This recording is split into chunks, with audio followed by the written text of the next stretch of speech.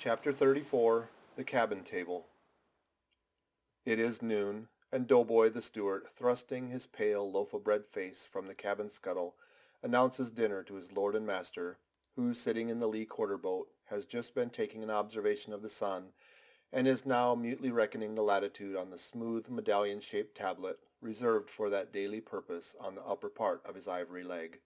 From his complete inattention to the tidings, you would think that moody Ahab had not heard his menial. But presently, catching hold of the mizzen shrouds, he swings himself to the deck, and in an even, unexhilarated voice, saying, "Dinner, Mr. Starbuck," disappears into the cabin.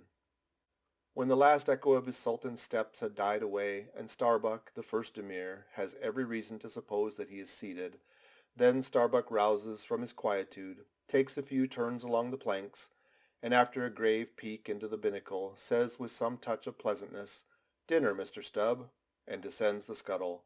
The second emir lounges about the rigging a while, and then slightly shaking the main brace to see whether it will be all right with that important rope, he likewise takes up the old burden, and with a rapid "Dinner, Mr. Flask," follows after his predecessors. But the third emir, now seeing himself all alone on the quarter-deck, seems to feel relieved from some curious restraint, for tipping all sorts of knowing winks in all sorts of directions, and kicking off his shoes, he strikes into a sharp but noiseless squall of a hornpipe right over the Grand Turk's head, and then, by a dexterous sleight, pitching his cap up to the mizzen-top for a shelf, he goes down rollicking, so far at least as he remains visible from the deck, reversing all other processions by bringing up the rear with music. But ere stepping into the cabin doorway below, he pauses, ships a new face altogether, and then independent, hilarious little Flask enters King Ahab's presence in the character of Abjectus, or the slave. It is not the least among the strange things bred by the intense artificialness of sea usages, that while in the open air of the deck some officers will, upon provocation, bear themselves boldly and defyingly enough toward their commander, yet 10 to 1 let those very officers the next moment go down to their customary dinner in that same commander's cabin, and straightway their inoffensiveness, not to say deprecatory and humble air toward him as he sits at the head of this table, this is marvelous, sometimes most comical. Wherefore this difference? A problem? Perhaps not. To have been Belshazzar, king of Babylon, and to have been Belshazzar, not haughtily but courteously, therein certainly must have been some touch of mundane grandeur. But he who in the rightly regal and intelligent spirit presides over his own private dinner table of invited guests, that man's unchallenged power and dominion of individual influence for the time, that man's royalty of state transcends Belshazzar, for Belshazzar was not the greatest. Who has but once dined his friends has tasted what it is to be Caesar. It is a witchery of social czarship, which there is no withstanding. Now if to this consideration you superadd the official supremacy of a shipmaster, then by inference you will derive the cause of that peculiarity of sea life just mentioned. Over his ivory inlaid table, Ahab presided like a mute, maned sea lion on the white coral beach, surrounded by his warlike but still deferential cubs. In his own proper turn, each officer waited to be served. They were as little children before Ahab, and yet in Ahab there seemed not to lurk the smallest social arrogance. With one mind, their intent eyes all fastened upon the old man's knife as he carved the chief dish before him. I do not suppose for the world they would have profaned that moment with the slightest observation, even upon so neutral a topic as the weather. No, and when reaching out his knife and fork, between which the slice of beef was locked, Ahab thereby motioned Starbuck's plate toward him. The mate received his meat as though receiving alms, and cut it tenderly, and a little started if perchance the knife grazed against the plate, and chewed it noiselessly, and swallowed it, not without circumspection. For like the coronation banquet at Frankfurt, where the German emperor profoundly dines with the 7 imperial electors, so these cabin meals were somehow solemn meals, eaten in awful silence. And yet, at table old Ahab forbade not conversation, only he himself was dumb. What a relief it was to choking Stubb when a rat made a sudden racket in the hold below. And poor little Flask, he was the youngest son, and little boy of his weary family party. His were the shin bones of the saline beef. His would have been the drumsticks. For Flask to have presumed to help himself, this must have seemed to him tantamount to larceny in first degree. Had he helped himself at that table, doubtless, never more would he have been able to hold his head up in this honest world. Nevertheless, strange to say, Ahab never forbade him. And had Flask helped himself, the chances were Ahab had never so much as noticed it. Least of all did Flask presume to help himself to butter. Whether he thought the owners of the ship denied it to him on account of his clouding his clear sunny complexion, or whether he deemed that on so long a voyage in such marketless waters, butter was at a premium, and therefore was not for him a subaltern. However it was, Flask, alas, was a butterless man. Another thing, Flask is the last person down at the dinner, and Flask is the first man up. Consider, for hereby Flask's dinner was badly jammed in point of time. Starbuck and Stubb both had the start of him, and yet they also had the privilege of lounging in the rear. If Stubb even, who is but a peg higher than Flask, happens to have but a small appetite, and soon shows symptoms of concluding his repast, then Flask must bestir himself. He will not get more than 3 mouthfuls that day, for it is against holy usage for Stubb to precede Flask to the deck. Therefore it was that Flask once admitted in private that ever since he had arisen to the dignity of an officer, from that moment he had never known what it was to be otherwise than hungry, more or less. For what he ate did not so much relieve his hunger as keep it immortal in him. Peace and satisfaction, thought Flask, have forever departed from my stomach. I am an officer, but how I wish I could fish a bit of old-fashioned beef in the forecastle as I used to when I was before the mast. There's the fruits of promotion now, there's the vanity of glory, there's the insanity of life.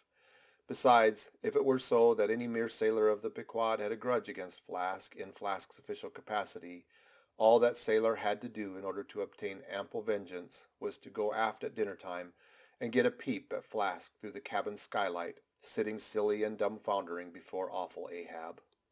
Now Ahab and his 3 mates formed what may be called the first table in the Pequod's cabin. After their departure, taking place in inverted order to their arrival, the canvas cloth was cleared, or rather was restored to some hurried order by the pallid steward, and then the 3 harpooneers were bidden to the feast, they being its residuary legatees. They made a sort of temporary servants' hall of the high and mighty cabin. In strange contrast to the hardly tolerable constraint and nameless invisible domineerings of the captain's table was the entire care-free license and ease, the almost frantic democracy of those inferior fellows, the harpooneers. While their masters, the mates, seemed afraid of the sound of the hinges of their own jaws, the harpooneers chewed their food with such a relish that there was a report to it. They dined like lords. They filled their bellies like Indian ships all day loading with spices. Such portentous appetites had Queequeg and Tashtigo that to fill out the vacancies made by the previous repast, often the pale Doughboy was fain to bring on a great baron of salt junk, seemingly quarried out of the solid ox, and if he were not lively about it, if he did not go with a nimble hop, skip, and jump, then Tashtigo had an ungentlemanly way of accelerating him by darting a fork at his back, harpoon-wise, and once Dagu, seized with a sudden humor, assisted Doughboy's memory by snatching him up bodily and thrusting his head into a great empty wooden trencher, while Tashtigo, knife in hand, began laying out a circle preliminary to scalping him. He was naturally a very nervous, shuddering sort of little fellow, this bread-faced Stewart, the progeny of a bankrupt baker and a hospital nurse. And what with the standing spectacle of black terrific Ahab and the periodical tumultuous visitations of these 3 savages, Doughboy's whole life was one continual lip quiver. Commonly, after seeing the harpooneers furnished with all the things they demanded, he would escape from their clutches into the little pantry adjoining, and fearfully peek out at them through the blinds of its door till all was over. It was a sight to see Queequeg seated over against Tashtigo, opposing his filed teeth to the Indians. Crosswise to them, Dagu seated on the floor, for a bench would have brought his hearse-plumbed head to the low carlines, at every motion of his colossal limbs making the low cabin framework to shake, as when an African elephant goes passenger in a ship. But for all this, the great Negro was wonderfully abstemious, not to say dainty. It seemed hardly possible that by such comparatively small mouthfuls he should keep up the vitality diffused through so broad, baronial, and superb a person. But doubtless this noble savage fed strong and drank deep of the abundant element of the air, and through his dilated nostrils snuffed in the sublime life of the worlds. Not by beef or by bread are giants made and nourished, But Queequeg, he had a mortal barbaric smack of the lip in eating, an ugly sound enough, so much so that the trembling doughboy almost looked to see whether any marks of teeth lurked in his own lean arms, and when he would hear Tashtigo singing out for him to produce himself, that his bones might be picked, the simple-witted steward all but shattered the crockery hanging round him in the pantry by his sudden fits of the palsy. Nor did the whetstone which the harpooners carried in their pockets for their lances and other weapons, and with which whetstones at dinner they would ostentatiously sharpen their knives, that grating sound did not at all tend to tranquilize poor doughboy. How could he forget that in his island days Queequeg, for one, must certainly have been guilty of some murderous convivial indiscretions? Alas, doughboy, hard fares the white waiter who waits upon cannibals. Not a napkin should he carry on his arm, but a buckler. In good times, though, his great delight, the three sea warriors would rise and depart, to his credulous, fear-mongering ears, all their martial bones jingling in them at every step, like Moorish scimitars in scabbards.